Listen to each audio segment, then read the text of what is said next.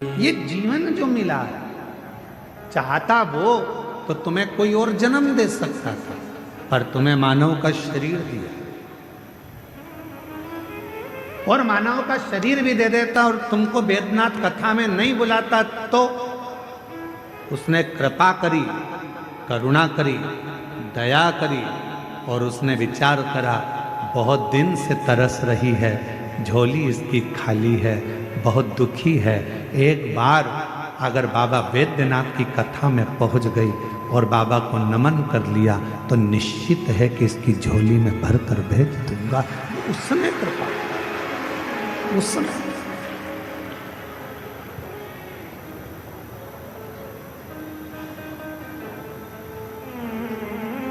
कल एक बहन जी ने पत्र लिखा और पत्र में, कल हम पत्र को ढूंढेंगे तो टाइम लगेगा, उस पत्र में लिखा कि गुरुजी इतनी भीड़ है कि अंदर तो हम जा ही नहीं सकते, हम तो बाहर बैठते हैं और आप हमको दिखते भी नहीं हैं, आप हमें दिखते ही नहीं, आप हमें नजर ही नहीं आते। हमने उनसे कहा जो पत्र जिन्होंने लिखा है हम उनको निवेदन करें, उनको कहें, वो दिखता भी नहीं है। कहीं पर भी बैठकर आप कथा सुन रहे हो, भले हम दिखें चाहे ना दिखें, पर इतना विश्वास रखना, शबरी अम्बा ने राम जी को कभी नहीं देखा था, केवल गुरु जी के मुख से सुना था कि राम ऐसे हैं, राम आएंगे, राम पहुंचेंगे, राम कृपा करेंगे, तू भजती रहे, सुनती रहे।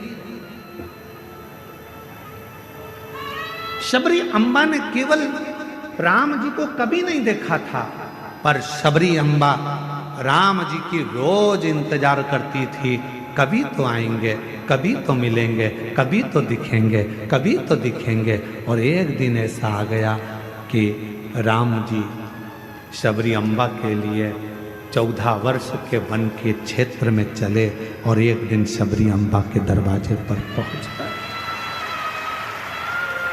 हम जानते हैं कि हम दिख नहीं रहे होंगे आप, हम ये भी जानते हैं कि कई लोग ऐसे हैं कि बाहर से ही आते हैं और बाहर से ही चले जाते हैं, उनको अंदर आने का भी मौका नहीं मिलता। इतना बड़ा ग्राउंड, शायद बाबा देवघर का ये सबसे बड़ा ग्राउंड है जो प्रशासन ने इस कथा के लिए अलॉट करा दिया।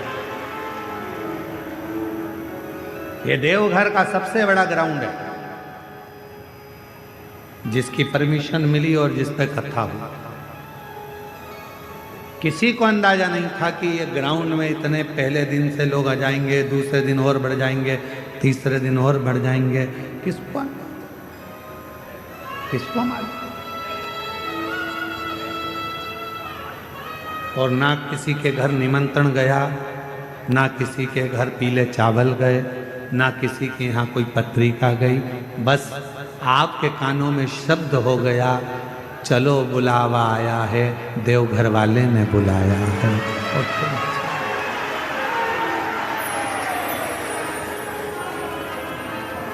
चल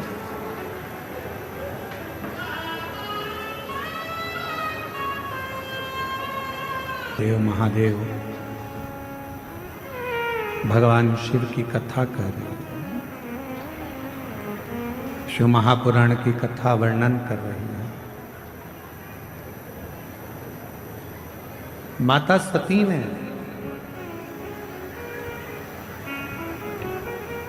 पिताजी से कहा तो पिताजी ने एक शब्द कह दिया, मैंने तो तुमको भी नहीं बुलाया।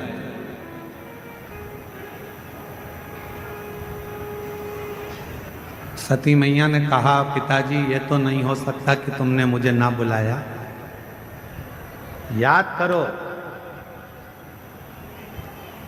आपके घर में कई बेटियों ने जन्म ले लिया था और मैं जगत जननी दुर्गा स्वयं तुमसे कहने के लिए आई थी कि अब बेटी मत मांगो, पर तुमने बेटी मांगी। और कहा तुमने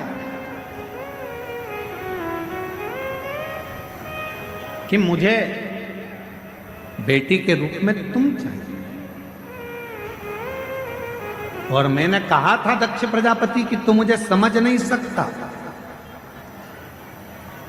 तू मुझे जान नहीं सकता दक्ष प्रजापति। शिव को और शक्ति को समझने के लिए कई जन्म लेना पड़ जाएंगे, तब जाकर मनुष्य समझ पाएगा कि शंकर भगवान है क्या, शिव का एक लोटा जल है क्या, शिव की अविरल भक्ति है क्या, माँ दुर्गा भवानी आद्य शक्ति है क्या। भीम अर्जुन से कहता है देखो मैं अभी उठाकर बताता हूं। भीम ने उस जड़ को उठाने का प्रयास करा, खूब प्रयास करा, पर वो जड़ तिल मात्र भी हिल ना सकी। तब भीम ने हाथ जोड़ लिए कि यहां शंकर विराजमान हो गए।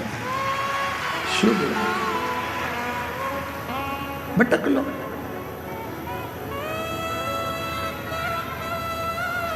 शिव थोड़ी परीक्षा लेते हैं।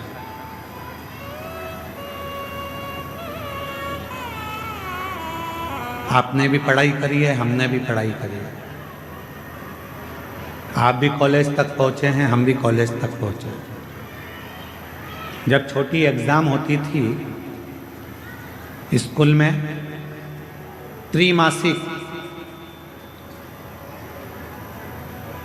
3 महीने की, 6 मासिक, बोलो सही है, 6 महीने की, और इसके बाद 12 मासिक 12 महीने की एग्जाम होती थी, परीक्षा होती थी।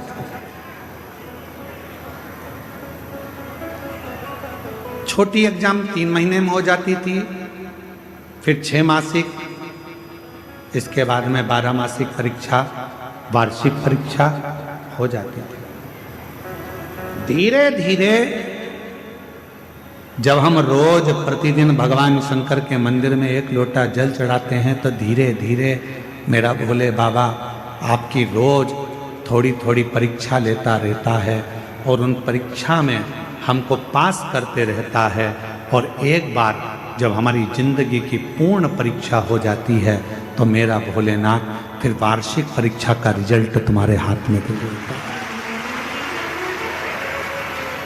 फिर मेरा शिव, मेरा शंकर, मेरा उघड़दानी, त्रिकालदर्शी, फिर वो रिजल्ट तुम्हारे हाथ में देता है।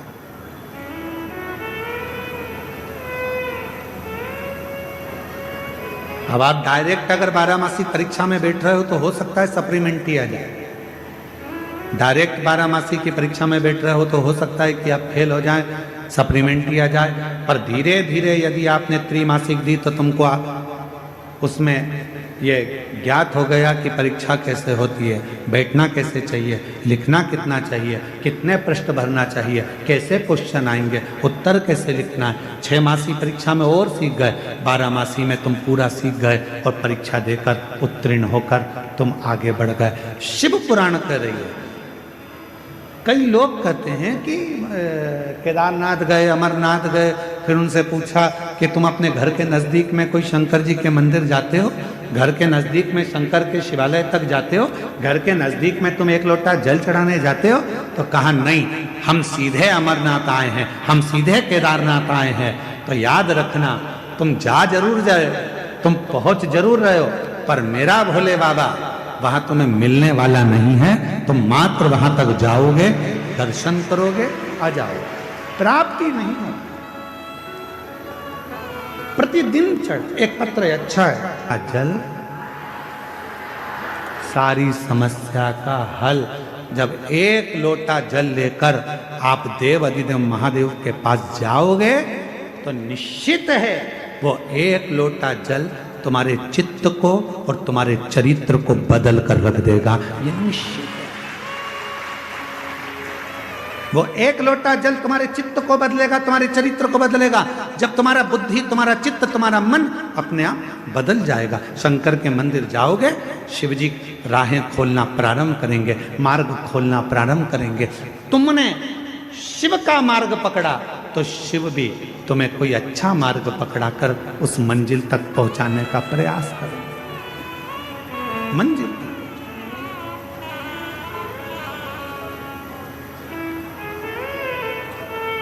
इसीलिए आपको कथा में कहा था,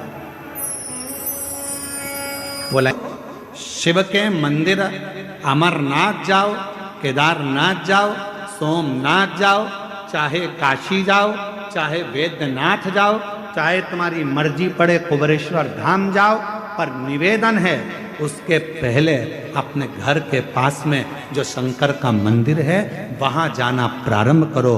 जिस दिन तुम वैद्यनाथ, केदारनाथ, कुबेरेश्वर जाओगे उस दिन भोले बाबा तुम्हारे स्वागत में राहें बिछाकर, नयन बिछाकर खड़े रहेंगे। आप जाओ तो जान ना पहचान, जम के बोलो जरा, तू मेरा मेहमान। हम तो पहचानते ही नहीं है, अब तुम गए सीधे पहुंच गए, आओ। और तुम जाते से कह दो तुम्हारे पास में जो माता बैठी है, और तुमसे कह दे तुम्हारे पास में जो महिला बैठी है, वो कह मैं तो तुम्हारी समधन हूं। अब इतने में बोले तू मेरी समधन कैसी, जरा बता तो जरा। फिर वो रिश्तेदारी बताए, समधन ऐसी बनी, वैसी बनी, वैसी बनी, वैसी बनी। तो इतने में पड़ोसन ने कह दिया चूल्हा में जाए ऐसी समधन। क्या करना हमको इसी समधन का?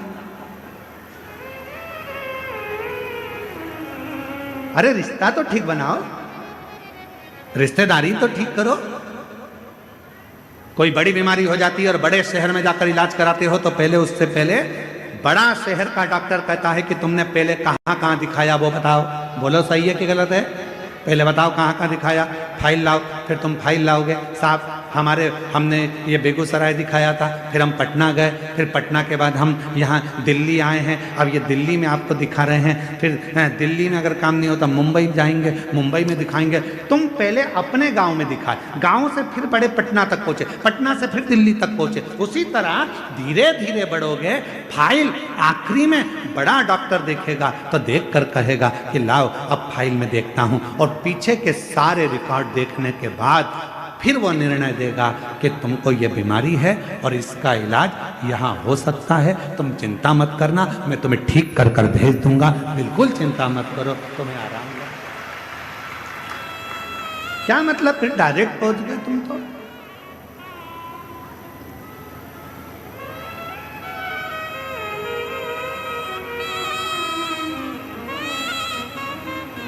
बिहार के कितने लोग बैठे हैं? बिहार के हाथ उठाओ जरा। वो धर लो दादा, धर लो, वापिस धर लो, तुम तो सब वापिस। अब वोट डाला आप लोगों ने, सबने डाला वोट, तो आधार कार्ड लेके डायरेक्ट मशीन पे पहुंच गए क्या? जम के तो बोलो नहीं। पहले आधार कार्ड बाहर वाले को दिखाया, बाहर वाले ने फिर अंदर वाले को, एक टेबल पे गए, फिर दूसरे वाले के पास, बोलो बोलो सही है, दूसरे वाले के पास, फिर तीसरे वाले के पास गए, फिर मैं निशान लगाया, निशान लगाने के बाद फिर तुम्हें अंदर भेजा, फिर जाकर तुमने मशीन का खटका दबाया। अगर तुम डायरेक्ट पहुंच जाते तो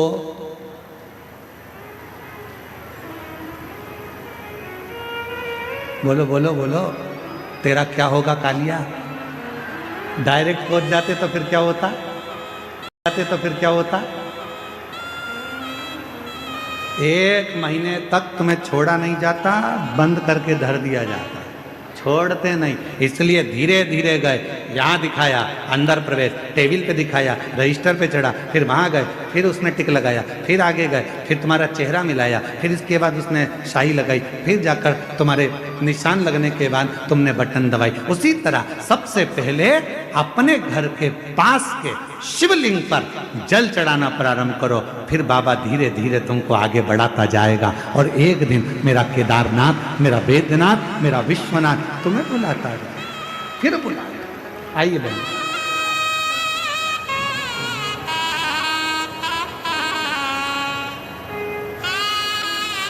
नाथ से रिश्ता बनाए, ऐसे दयालु नाथ से रिश्ता बनाए। बाबा की जब कृपा हो, करुणा हो, उदारता, धीरे धीरे चलो। पहले शिव जी के मंदिर जाना चलो, चालू करो, शंकर के मंदिर में 1 लोटा जल चढ़ाना प्रारंभ करो, फिर बाबा परीक्षा लेगा, फिर धीरे धीरे आगे बढ़ाएगा। और बढ़ाते बढ़ाते बढ़ाते बढ़ाते एक दिन तुम्हारा दुख, तुम्हारी तकलीफ, तुम्हारा कष्ट धीरे धीरे काटना प्रारंभ करेगा। अभी हमारे वो श्री रमेश रेखा ठकराल जी, मोना ठकराल जी, नरवाना हरियाणा से मुख्य यजमान है। मोना जी अभी जब यहाँ पूजन करने आई थी तो ये बेटी कह रही थी, गुरुजी बाबा वैद्यनाथ जी से इतना जरूर कह देना हमारी तरफ से कि जब फरवरी में कुबेरेश्वर धाम पर रुद्राक्ष उत्सव हो तो हमको वापिस जजमान बनाते, ऐसी बाबा से प्रार्थना करना। बना दिया, बधाई हो आपको बहुत।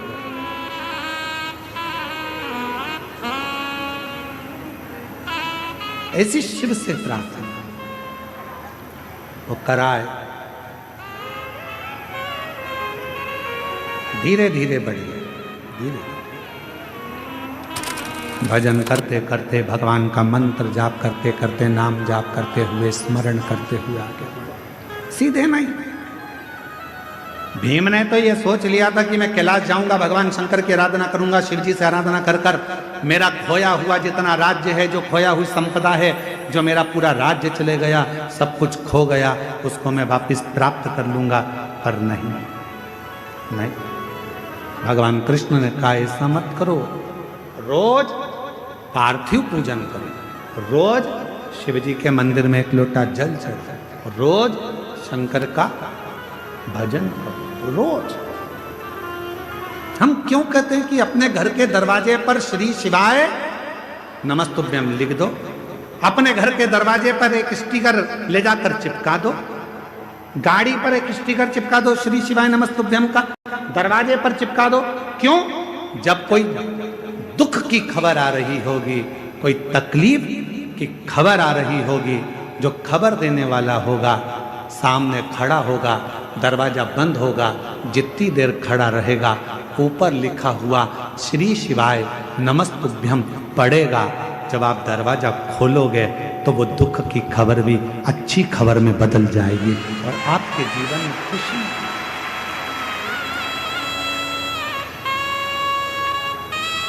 शंभो प्रयास करें।